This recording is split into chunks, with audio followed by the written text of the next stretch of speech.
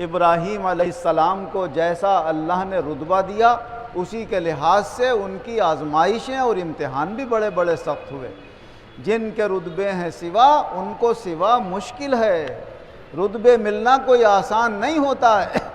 یہ تو اللہ کا کرم ہے، جسے چاہے بغیر محنت کے بھی عطا فرما دے، مگر اس کا نظام اور قانون یہ ہے کہ جب وہ کسی کو اونچے مقام دیتا ہے تو پہلے کچھ نہ کچھ اس کی آزمائش بھی لیتا ہے۔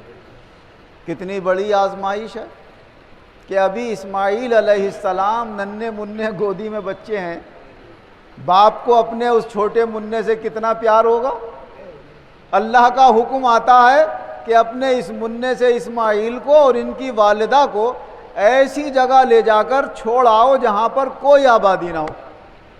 وہ ہے مکہ مکرمہ، جہاں آج کعبہ بنا ہوا ہے اور جہاں آب زمزم ہے۔ کچھ نہیں سوچا کیا نتیجہ ہوگا، جدائی کیسے برداشت ہوگی، کوئی پرواہ نہیں، اے اللہ تیری خاطر ہر بات کے لیے تیار۔ یہ لے کر چل دیے، کچھ تھوڑا سا کھانے پینے کا سامان رکھ لیا، کچھ پانی رکھ لیا ساتھ میں، اور حضرت اسماعیل علیہ السلام اور ان کی والدہ کو ساتھ لے کر مکہ مکرمہ پہنچ گئے۔ اور اس وقت یہ کعبہ بنا ہوا نہیں تھا، سیلابوں کی تباہیوں سے کعبہ ڈھہ چکا تھا، وہاں کی آبادیاں دور جا کر بس گئی تھیں، دور تک نادم زاد انسانوں کی کوئی آبادی نہیں تھی، بس ایک کعبے کی جگہ اونچا سا ایک ٹیلہ بنا رہ گیا تھا،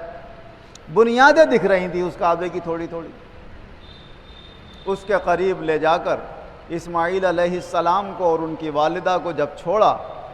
اور وہاں سے سلام کر کے واپس جانے لگے تو اسماعیل علیہ السلام کی والدہ نے کہا یہ تھوڑا سا پانی، تھوڑا سا کھانے کا سامان، یہ کب تک کے لیے ہمیں پورا ہو جائے گا؟ یہاں ہمیں کس کے سہارے پر چھوڑ کر جا رہے ہیں؟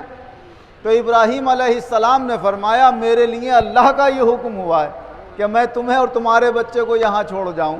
تو وہ ایمان والے لوگ تھے، فرمایا جب اللہ کا حکم ہوا ہے تو اللہ ہی سمجھے گا کہاں سے کھانے کو دے گا، کہاں سے پینے کو دے گا۔ چھوڑ کر ابراہیم علیہ السلام واپس آ گئے، 2-4 دن میں پینے کا پانی ختم ہو گیا۔ جب اسماعیل علیہ السلام کو پیاس لگی، والدہ کو بھی پیاس لگی، انہوں نے اپنی پیاس کی شدت محسوس کی کہ میرے بچہ بھی ایسی پیاس سے تڑپ رہا ہوگا جیسے مجھے پیاس لگ رہی ہے، تو وہ پانی کی تلاش میں ادھر ادھر دیکھا، کہیں کوئی جانور اڑتا ہوا نظر آئے، کوئی پرندہ اڑتا ہوا نظر آئے، کیونکہ جہاں آبادی ہوتی ہے پانی ہوتا ہے تو جاندار وہیں دکھ سکتا ہے، مگر دور تک کوئی پرندہ بھی اڑتا ہوا نہیں دکھ رہا تھا، تو پتہ چلا کہ دور تک کہیں پانی کا انتظام ہی نہیں۔ تو آپ سب سے پہلے صفا پہاڑی کے اوپر چڑھی، کعبے کے قریب ہی ہے، اس پہاڑی پر چڑھ کر آپ نے نظر ماری دور تک کہ کہیں پانی دکھ جائے، نظر نہیں آیا تو آپ وہاں سے اتر کے مروہ پہاڑی کی طرف دوڑنا شروع کر دیتی، اور پھر مروہ پہاڑی کے اوپر چڑھ کر دیکھتی ہیں چاروں طرف تو وہاں پر کوئی چیز ایسی نظر نہیں آتی۔ تو ایسے ہی ایک مرتبہ صفا سے مروہ تک گئیں، پھر دوبارہ مروہ سے صفا تک پھر واپس آئیں، پھر چڑھیں، اسی طرح آتے جاتے 1 2 3 4 5 6 7 چکر لگائے۔ 7ویں چکر پر انہیں کچھ نظر آیا کہ اسماعیل کی ایڑیوں کے قریب کوئی پانی سا نظر آ رہا ہے، بس وہاں سے دوڑتی ہوئی آئیں تو کیا دیکھا کہ حضرت اسماعیل علیہ السلام ایڑیاں زمین پہ رگڑ رہے تھے، اللہ نے وہ محنت قبول کر لی اور وہاں سے پانی کا چشمہ جاری کر دیا۔ آپ کی والدہ محترمہ قریب آئیں اور ریت سے منڈھیر باندھنے لگیں اور کہنے لگیں زمزم زمزم ٹھہر جا، تو اس پانی کا نام آب زمزم ہو گیا۔